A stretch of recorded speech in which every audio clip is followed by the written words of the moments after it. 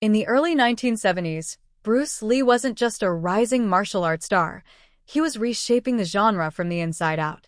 With his meteoric rise, Lee aimed to redefine what kung fu cinema could be, taking it far beyond the cult appeal of Hong Kong's Shaw Brothers productions and placing it squarely in the global spotlight. But Lee's rise wasn't without obstacles, and one of the most defining challenges came not from his on-screen opponents, but from behind the camera. His contentious relationship with director Wei Lo would ultimately lead him to greater creative freedom and result in the most influential film of his legendary career. The Big Boss set the stage for trouble. Released in 1971, The Big Boss marked Bruce Lee's first major role in a martial arts feature film. The movie was a commercial hit and helped cement Lee's star power, but its production was far from smooth. Directed by Wei Lo, the film was riddled with issues, most notably a muddled narrative, uninspired cinematography, and a script Lee reportedly found lazy and directionless. Despite Lee's dynamic screen presence and the film's engaging action choreography, the behind-the-scenes experience left much to be desired. Wei Lo, often absent or disengaged due to his gambling habits, clashed with Lee's perfectionist instincts. Lee found the outdated equipment, slapdash planning, and unambitious vision difficult to tolerate. Still, for reasons that remain speculative, perhaps contractual, or perhaps a cautious desire to avoid burning bridges, Lee agreed to work with Lo once again on his second feature, Fist of Fury. Fist of Fury, a slightly brighter flame. While Fist of Fury was another box office success and is considered by many to be superior to The Big Boss, it was still a deeply troubled production. The film benefited from a tighter narrative and a more developed lead character, Chin Zhen, played with iconic ferocity by Lee. His clenched fists, animalistic cries, and unrelenting drive for vengeance transformed Chin into a larger-than-life figure.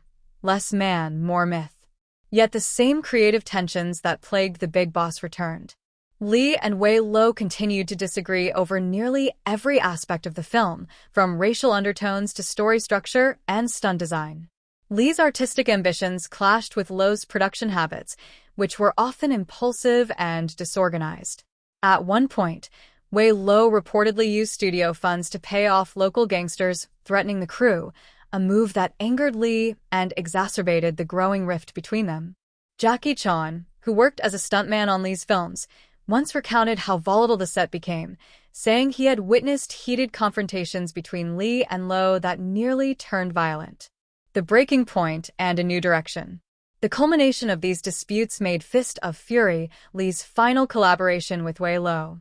Fed up with creative compromises and a lack of professional discipline, Lee resolved to take control of his career and vision. That decision led directly to The Way of the Dragon in 1972, a film Lee not only starred in, but also wrote and directed. While The Way of the Dragon still had flaws, it showed Lee evolving as a filmmaker and storyteller. The movie's climactic fight against Chuck Norris in the Roman Colosseum is now etched in martial arts cinema history, demonstrating Lee's instinct for choreographed combat with narrative impact. Enter the Dragon, the result of breaking free. Everything Lee endured with Wei Lo, every compromise, every argument, every frustration, culminated in Enter the Dragon, 1973, the first major Hollywood-backed martial arts film. Produced by Golden Harvest and Warner Brothers and directed by Robert Klaus, the movie finally gave Lee a production team willing to meet him halfway. Here, Lee combined Eastern philosophy with Western action spectacle, crafting a narrative that touched on honor, revenge, colonialism, and identity. The film wasn't just a martial arts flick, it was a cultural milestone that broke barriers and introduced millions to the power of kung fu cinema. Conclusion: the conflict that sparked a classic. Looking back, the real-life tension between Bruce Lee and Wei Lo helped shape the trajectory of Lee's legacy. While their strained partnership produced two early hits, it also revealed the limitations of working with a director who didn't share Lee's vision. That realization pushed Lee to forge his own path, one that would redefine not just martial arts films, but action cinema as a whole. Had Bruce Lee continued working under the direction of Wei Lo, it's doubtful we would have ever seen Enter the Dragon in its final form. In the end, The creative feud that once threatened Lee's momentum became the catalyst for his most influential work and changed the global perception of martial arts forever.